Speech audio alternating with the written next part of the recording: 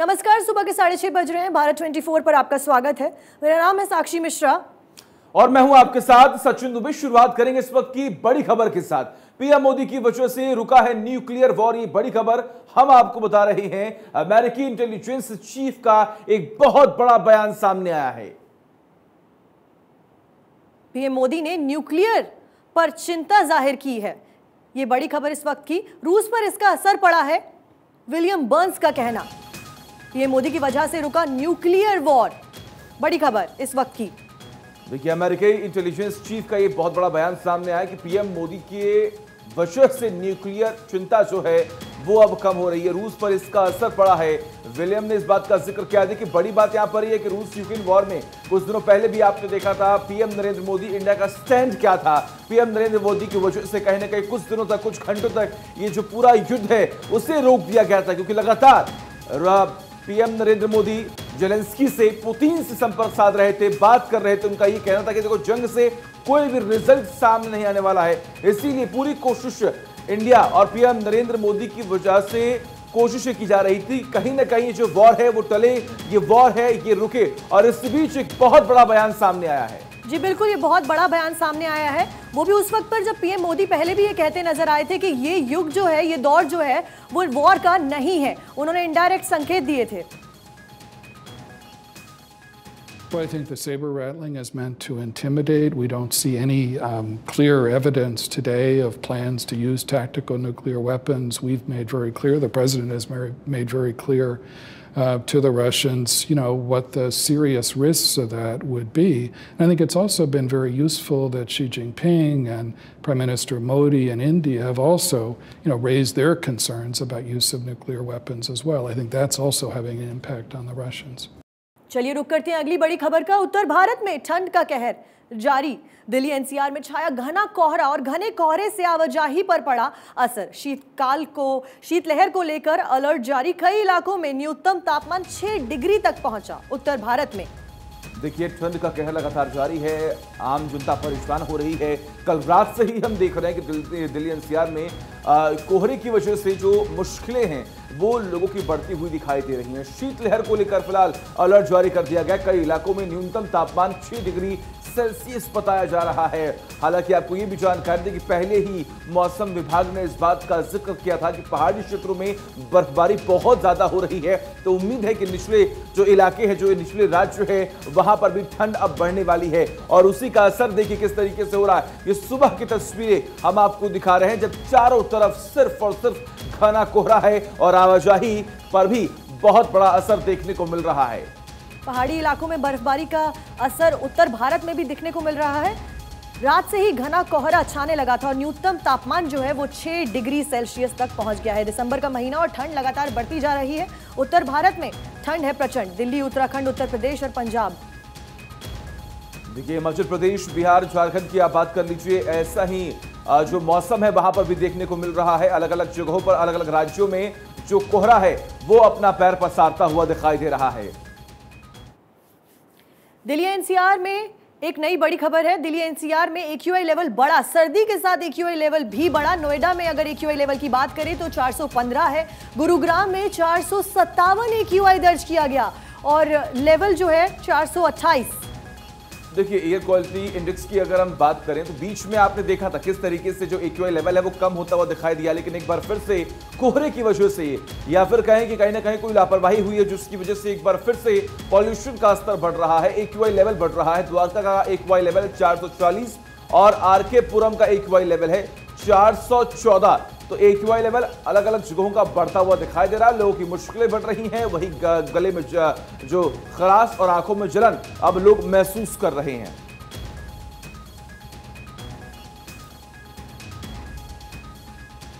और तमाम जानकारी के लिए हमारे साथ हमारे सहयोगी आनंद जुड़े हुए। आनंद, देखिए, आज सुबह सुबह भी तमाम तस्वीरें हम देख कर आ रहे हैं। जब हम ऑफिस आ रहे थे तो हमने देखा किस तरीके से चारों तरफ सिर्फ और सिर्फ कोहरा ही छाया हुआ है।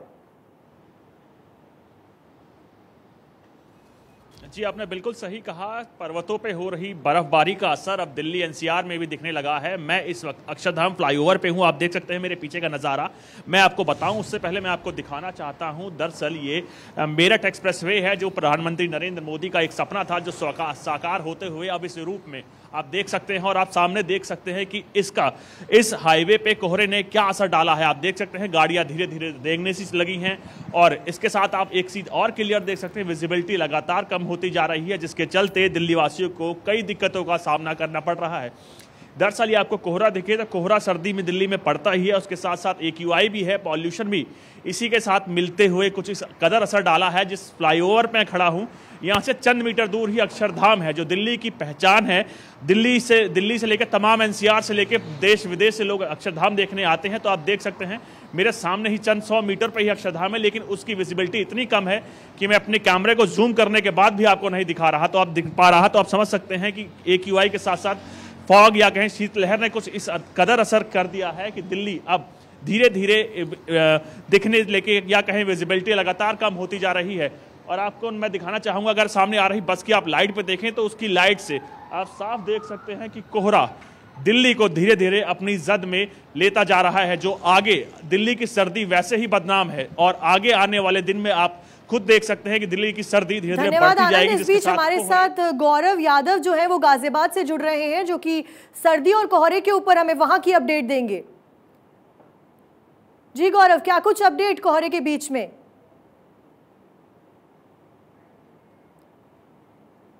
गौरव, के अदरक और तेजपुर की लीची के बारे में बताते हुए डॉक्टर शर्मा ने कहा। गौरव, जरा वहां की तस्वीरें दिखाइए, जरा बताइए कि आखिर ठंड जो है वो किस तरीके से बढ़ रहा है। चारों तरफ सिर्फ और सिर्फ कोहरा है, AQI लेवल बढ़ रहा है, लोग परेशान हो रहे हैं। जी बिल्कुल, यदि एयर क्वालिटी इंडेक्स की बात करें गाजियाबाद में तो 375 से आगे है। और सबसे पहले हम आपको पीछे की तस्वीर दिखा देते हैं। मेरे से चंद महज लगभग 10 से 15 मीटर की पीछे की दूरी पे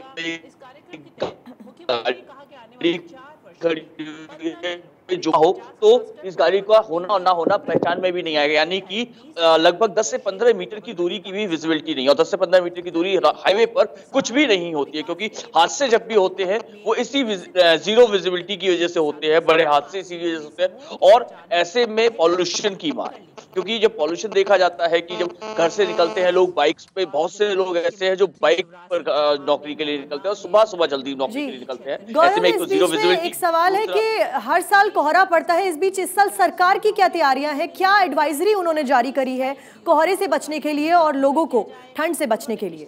इसके बारे में कुछ अपडेट। जी बिल्कुल, देखिए सबसे बड़ी चीज ये है कि जो नगर निगम है वो अपने हर साल की तरह कंबल वितरण करता है। जो अलाव है वो जगह जगह जलाए जा रहे हैं, और जिस तरीके से शेल्टर होम्स हैं उनकी जो रखरखाव है उसमें लोगों को रोकने की व्यवस्था की गई है। वहीं दूसरी तरफ जो हाईवे हैं, सभी हाईवे पर इस बार देखने को मिला है कि जो पट्टियां हैं उसको रंग दिया गया था, जिससे कि सड़क के जो दायरे हैं दोनों साइड के वो पता चलते रहे। क्योंकि बहुत सी ऐसा होता है, आपने देखा होगा रोड पर हम किसी पे चल रहे होते हैं, उसकी रोड का जो माप होती है वो जो साइड में जो पट्टी खींची जाती है उससे, रोड मार्क जिसे बोलते हैं, उससे जो सड़क है वो पता चलती है। लेकिन बहुत सी जगह नहीं होता, तो हादसे हो जाते हैं कि आखिर पता ही नहीं चला कि वो किस चल रहे थे, लेफ्ट में पहुंच गए राइट में, क्योंकि जीरो विजिबिलिटी है, गाड़ी दिख नहीं रही है, सामने सड़क दिख नहीं रही है। अब ऐसे में चले तो चले क्या? और वहीं कई बार ऐसा होता है कि कहीं सड़क का डेड एंड आ जाता है, और जब डेड एंड आ जाता है तो हादसे भी हो जाते हैं। इसी वजह से कई जगह लाइटिंग की गई है, कई जगह रेडियल लगाया गया है, सड़क पे जो लाइन है वो खींची गई है। तो इस तरीके के सुरक्षा इंतजाम तो किए गए हैं, वहीं स्पीड को भी कम कर दिया गया है। सही कह रहे हैं आप गौरव। देखिए, सुरक्षा के लिहाज से अगर हम बात करें तो तमाम लोगों को अलर्ट भी रहना होगा। आनंद भी बने हुए हैं। आनंद, दिल्ली में हर साल हम ये देखते हैं किस तरीके से हाईवेज पर एक्सीडेंट होते हैं सिर्फ इसी कोहरे की वजह से। तो हम उम्मीद अब यही कर रहे हैं कि प्रशासन की तरफ से भी कहीं पर भी कोई लापरवाही नहीं बरती जाएगी और लोग भी अलर्ट रहेंगे। जी मैं बता दूं, जब से कोहरे की मार दिल्ली एनसीआर में पड़ने शुरू हो जाती है तो उसके बाद एक्सीडेंट की मात्रा एक्सप्रेसवेज पे या हाईवेज पे बढ़ जाती है। जैसे कि कल भी करनाल से विजुअल्स आए थे कि कोहरे की कुछ कदर मार पड़ी थी कि एक्सप्रेसवेज पूरे रेंगने लगे थे। उसके साथ अगर बात करें ग्रेटर नोएडा से, जो ग्रेटर नोएडा से आगरा को और आगरा से लखनऊ को लखनऊ एक्सप्रेसवे जोड़ता है, तो उसके बाद तमाम कुछ सरकार ने एडवाइजरी जारी कर दी है। इसी दौरान वहाँ पे पेट्रोलिंग बढ़ा दी गई है और लगातार जो गाड़ियाँ तेज रफ्तार में जा रही है उनको रोका जा रहा है, उनका चालान किया जा रहा है, उनको विद इन अ लिमिट चलने के लिए बोल दिया गया है। तो आप समझ सकते हैं प्रशासन ने इसको लेकर तैयारियां कर दी है। और उसके साथ साथ हमारा चैनल भारत 24 भी लोगों से अपील करता है कि इस ठंडी में, इस घने कोहरे में गाड़ी को अपना लिमिट में चलाएं और हो सके जितना धीरे से धीरे चला दें, क्योंकि आपकी सुरक्षा ही सबसे बड़ी घर के लिए प्राथमिकता है। जी जी बिल्कुल, बहुत बहुत शुक्रिया आप सबका जुड़ने के लिए। महाराष्ट्र के मुख्यमंत्री एकनाथ शिंदे ने ऐलान किया है कि राज्य में लोकपाल की तर्ज पर लोकायुक्त नियुक्त किए जाएंगे। महाराष्ट्र से आ रही है बड़ी खबर। महाराष्ट्र कैबिनेट की बैठक में अन्ना हजारे कमेटी की रिपोर्ट को मंजूरी दे दी गई है। एकनाथ शिंदे ने कहा है कि बिल इसी सत्र में लाया जाएगा और पास किया जाएगा। इस लोकायुक्त में मुख्यमंत्री, डीसीएम समेत सभी कैबिनेट मंत्री के अंदर होंगे और भ्रष्टाचार का दूर करने को लेकर ये बड़ा फैसला लिया जाना है। आपको जानकारी दी कि लोकायुक्त को कैबिनेट में मंजूरी मिली है। लोकायुक्त को लेकर ज्यादा जानकारी देते हुए उप मुख्यमंत्री देवेंद्र फडणवीस ने कहा कि मुख्यमंत्री और कैबिनेट को भी लोकायुक्त के दायरे में लाया जाएगा। भ्रष्टाचार निरोधक अधिनियम को इस कानून का हिस्सा बनाया जाएगा। इस वक्त की बड़ी खबर, लोकायुक्त में सेना निवृत्त न्यायाधीशों समेत 5 लोगों की एक टीम नियुक्त की जाएगी। तो देखिए बड़ी खबर हम आपको बता रहे हैं, महाराष्ट्र में लोकायुक्त, जी हाँ, खास तौर पर भ्रष्टाचार को खत्म करने के लिए ये पहल अब सरकार की तरफ से की जाएगी। फडणवीस ने कहा है कि हमने लोकपाल की तर्ज पर महाराष्ट्र में लोकायुक्त शुरू करने की अन्ना हजारे कमेटी की रिपोर्ट को मंजूरी दे दी है और इसी सत्र में इस संबंध में एक बिल जो है वो लाया जाएगा। फडणवीस ने यह भी कहा कि सीएम और कैबिनेट को लोकायुक्त के दायरे में लाया जाएगा। तमाम ऐसी बड़ी बातें हैं, लेकिन मुख्य तौर पर महाराष्ट्र में अब करप्शन को किस तरीके से कंट्रोल करना है, करप्शन मुक्त महाराष्ट्र बनाना है, इसीलिए ये बड़ा फैसला अब लिया जा रहा है। यानी कि अभी भी समय है, लेकिन हां, इस बात का जिक्र हुआ कि इसी सत्र में एक बिल पेश किया जाएगा। महाराष्ट्र सरकार लाएगी लोकायुक्त कानून, दायरे में आएंगे सीएम और कैबिनेट। लोकायुक्त में रिटायर्ड जज सहित 5 लोगों की टीम। विधानसभा सत्र में बिल पेश होगा लोकायुक्त।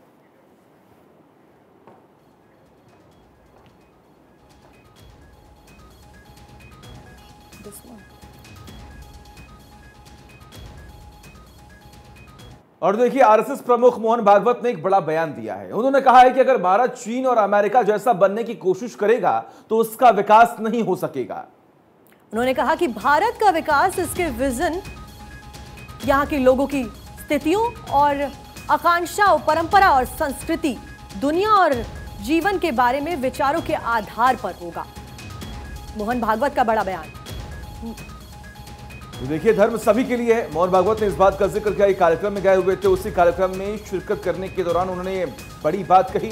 धर्म सभी के लिए है। भारत में लोकतंत्र और नियम कानून है। धर्म को अतिवाद के रास्ते पर लाना गलत हो। हम लोगों में अहंकार नहीं है, हम निस्वार्थ लोग हैं। भारत अब मजबूत हो रहा है। आरएसएस संघ प्रमुख मोहन भागवत का यह बयान आप देख रहे हैं। भारत में लोकतंत्र और नियम कानून है, मोहन भागवत ने कहा। बड़ी बातें, हम लोगों में अहंकार नहीं है, भागवत का बयान। हम निस्वार्थ लोग हैं। तो देखिए संघ प्रमुख मोहन भागवत ने बड़ा बयान दिया है। ये बड़ी खबर हम आपको बता रहे हैं। आखिर क्या कुछ कहा इसके बारे में आपको बता रहे हैं और सुनाएंगे भी कि आखिर मोहन भागवत की बड़ी बातें क्या हैं। सबसे पहली बात आप देखिए, उन्होंने इस बात का जिक्र किया है कि हम सभी एक ही धर्म के हैं। हम भारत में लोकतंत्र और नियम कानून के अधीन हैं। हम उसके आधार पर ही काम करते हैं। धर्म को अतिवाद के रास्ते पर लाना गलत है हमारे लिए। हम लोगों में अहंकार नहीं है, इस बात का भी जिक्र किया है मोहन भागवत ने। खास तौर पर आपको जानकारी दे कि ये जो चीन की तरफ से या पाकिस्तान की तरफ से जो कुछ भी बॉर्डर्स पर हो रहा है, उसको लेकर उन्होंने ये बहुत बड़ी बात कही है। उन्होंने इस बात का जिक्र किया कि हम लोगों में अहंकार नहीं है, हम अहंकारी नहीं हैं। धर्म सभी के लिए है। भारत में लोकतंत्र और नियम कानून है। धर्म को अतिवाद के रास्ते पर लाना गलत है, मोहन भागवत का बयान। हम लोगों में अहंकार नहीं है, मोहन भागवत ने कहा। हम निस्वार्थ लोग हैं। आरएसएस प्रमुख है मोहन भागवत और आरएसएस की विचारधारा के रूप में उन्होंने ये अपना बयान रखा है। भारत अब मजबूत हो रहा है और हम लोगों में अहंकार नहीं है। ये बड़ी बातें जो मोहन भागवत ने कही वो आपके सामने, धर्म सभी के लिए है। देखिए बड़ी खबर हम आपको बता रहे हैं, कार्यक्रम में शिरकत करने के लिए पहुंचे हुए थे मोहन भागवत और मोहन भागवत की तरफ से एक बड़ा बयान भी दिया गया। उन्होंने इस बात का जिक्र किया कि हम अहंकारी नहीं हैं, हम लोगों में अहंकार नहीं है, हम निस्वार्थ लोग हैं, हम निस्वार्थ भाव से काम करते हैं देश के प्रति, जनता के प्रति। भारत अब मजबूत हो रहा है, इस बात का भी जिक्र किया। चलिए रुक करते हैं अगली बड़ी खबर का, जो कि मुंबई से आ रही है। मुंबई के ईस्टर्न एक्सप्रेसवे हाईवे पर भीषण सड़क हादसा हुआ है। जी हां, भीषण हादसे में 3 लोगों के घायल होने की खबर आ रही है मुंबई से। घायलों में एक की हालत नाजुक बताई जा रही है, जिसका इलाज जारी है। देखिए बड़ी खबर सामने आ रही है, मुंबई में हाईवे पर भीषण हादसा हुआ। तस्वीरें आपके सामने हैं, आप देख पा रहे हैं किस तरीके से जो कार का आगे वाला हिस्सा है वो क्षतिग्रस्त हो चुका है। घायलों में एक की हालत बेहद नाजुक बताई जा रही है। हालात जो है फिलहाल नाजुक है, इलाज लगातार जारी है। मुंबई में हाईवे पर यह भीषण सड़क हादसा हुआ। हादसे में 3 लोग गंभीर रूप से घायल हुए हैं। हालांकि हादसा किस वजह से हुआ अभी ये साफ नहीं है, लेकिन जो लोग घायल हैं उन्हें तुरंत ही नजदीकी अस्पताल में भर्ती भी करवा दिया गया है, उनका इलाज चल रहा है। रात के वक्त यह हादसा हुआ। भीषण हादसे में 3 लोगों की हालत अभी गंभीर है और घायलों का इलाज जो है वो जारी है। तस्वीरें आप स्क्रीन पर देख सकते हैं। मुंबई में हाईवे पर यह भीषण सड़क हादसा हुआ है, जिसमें 3 लोग घायल हो गए हैं।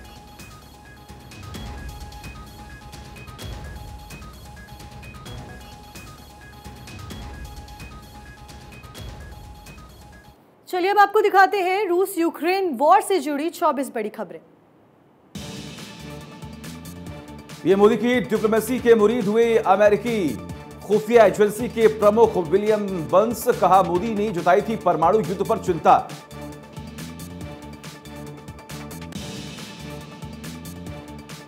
जंग के बीच रूसी सैनिकों के बीच पहुंचे रूसी रक्षा मंत्री Sergei Shoigu. Special military operation के बारे में दिए जरूरी निर्देश।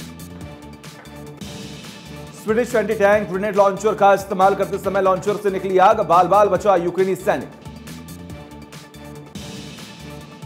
यूक्रेन के निशाने पर थे रूसी आर्मी चीफ। अमेरिका के कहने पर यूक्रेन ने टाला प्लान। अमेरिका को था रूस से सीधे टकराव का डर। न्यूयॉर्क टाइम्स की रिपोर्ट। रूसी ठिकानों पर यूक्रेन का बड़ा अटैक। यूक्रेन आर्मी ने बरसाए कई रॉकेट्स। BM-21 ग्रेट वो सिस्टम से हमला किया। वॉर में रूसी BM-27 का एक्शन। BM-27 उरागन क्रू को दिया गया अवार्ड। रूसी आर्टिलरी मैन को दिए गए मेडल्स। रूस ने ध्वस्त किया यूक्रेन आर्मी का रडार। रात के वक्त के A-52 हेलीकॉप्टर से किया टारगेट। रूस ने ऑपरेशन का वीडियो किया जारी। खेरसोन में रूसी हमले में अमेरिकी तोप ध्वस्त। M777 पर रूसी सेना का ड्रोन अटैक। कामिकाजी ड्रोन से किया टारगेट। बाखमुत में यूक्रेन का जबरदस्त हमला। GMLRS से रूसी ठिकानों पर अटैक। रूसी पोजीशंस पर एक साथ कई ब्लास्ट। रूसी फौज को बड़े नुकसान का दावा। बाखमुत में रूसी सेना ने बरसाए फॉस्फोरस बम। 122 mm ग्रेड से दागे फॉस्फोरस बम। यूक्रेन ने जारी किया हमले का वीडियो। युद्ध में प्रतिबंधित है फॉस्फोरस बम।